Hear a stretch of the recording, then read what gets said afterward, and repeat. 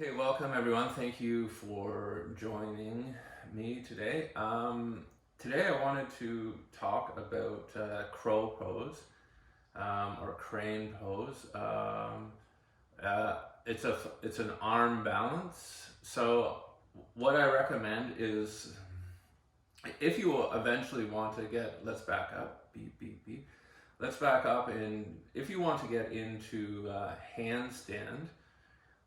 Then you need a certain amount of arm strength and sort of control over your body. So a natural progression would be to practice crow. Um, it's really good for your hands and for your wrists and forearms if you apply a couple simple techniques. So what I'm going to recommend is always warm up. So I would say do a couple rounds of sun salutations like with chaturangas, up dog, down dog, and sort of warm up and lubricate the wrist joint itself.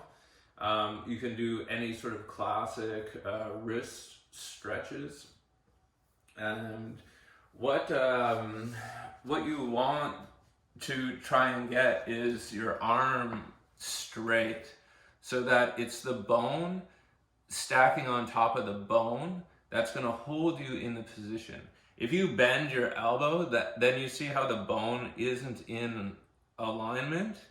So then you're going to have to use more muscle. You'll see when I do it, the weight of my body bends my elbow. But what I'm trying to do is get the arm as straight as possible so that I'm held up by the strength of the bone.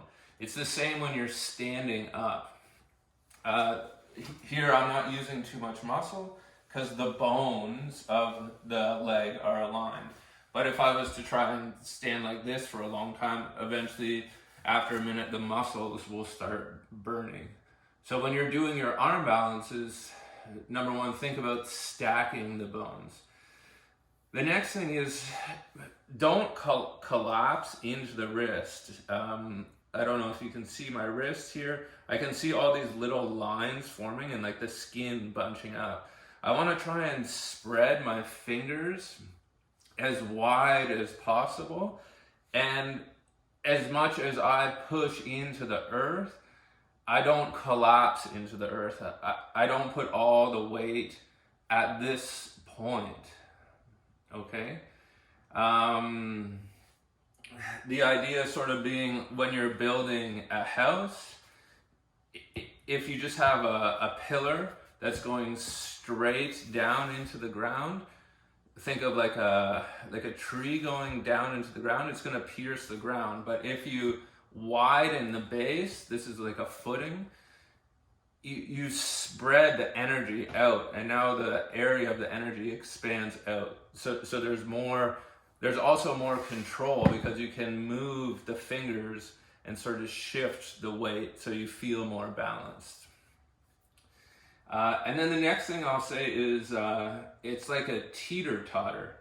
So your head is at one end of the teeter-totter and your bum is at the other end of the teeter-totter. And you sort of need to try and balance both these energies at a pivot point.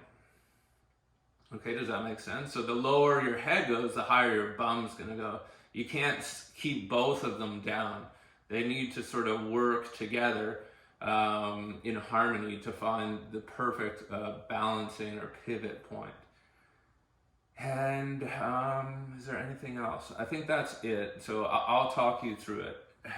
First of all, okay, we've done our wrist warm-ups. I think in a lot of the previous videos I've showed different ways to warm up the wrist and just get comfortable, shake out. And for the beginning of crow pose, you can start on 2 blocks. It's also okay to put a pillow down or to try and do it outside as well. Or 1 block, again, whatever is more comfortable for you. So bring the big toes together. And then see how my arm is at a 45? I would say this is like a downward dog arm. Eventually I want to shift the weight forward So my whole arm is stacked. Does that make sense? It's vertical. Now it's 90 degrees. I also need to lock. So if 50% of the weight is in my feet right now and 50% of the weight is in my hands, I need to shift the weight from the feet into the knee, which is locked on the bicep, or sort of as high in the armpit as possible, or the outside of the tricep, squeezing in. Okay, I hope that makes sense. Okay, so now I'm gonna try. Again, you can use a block or not. A block just sort of gives you a little bit of a head start. So I put my arms out, I lock my knees behind, and then maybe I walk back a little. I start to look maybe 1 foot in front of the fingertip. I lift the bum up and I start coming forward. You can see my elbows are already beginning to bend as I try and shift the weight into the hands. And then I'm looking forward and just going back and forth. If you're uncomfortable going all the way up, this is also a phenomenal exercise that will help you strengthen the wrist and strengthen the forearms. And you just start with this. This is like the beginning. So 1 month, you just practice bringing weight into the hands and into the arms. Push the knees into the backs of the triceps so you're locked, or squeezing on the outside, whatever you like. Come forward, forward. Then there's no jump. I just feel the weight come out of my toes and I balance. Then I point the toes backwards and bend the knees and lift them up. So there's no lifting. There's no jumping up. It's a bending of the knees and pointing the toes up so you can float up into the pose. Let's try one more time without the block.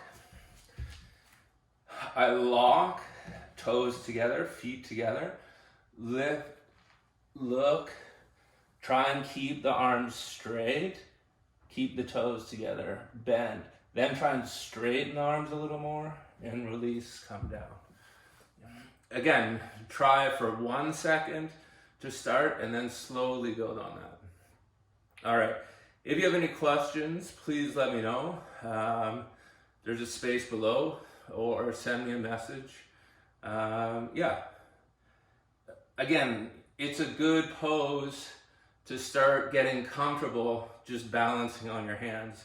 Really good for the wrist and for all the bones in the body and the spreading and getting the energy down to the fingers. Whatever variation you choose, just go slowly and do what's comfortable for you. All right, thank you very much for watching and see you soon.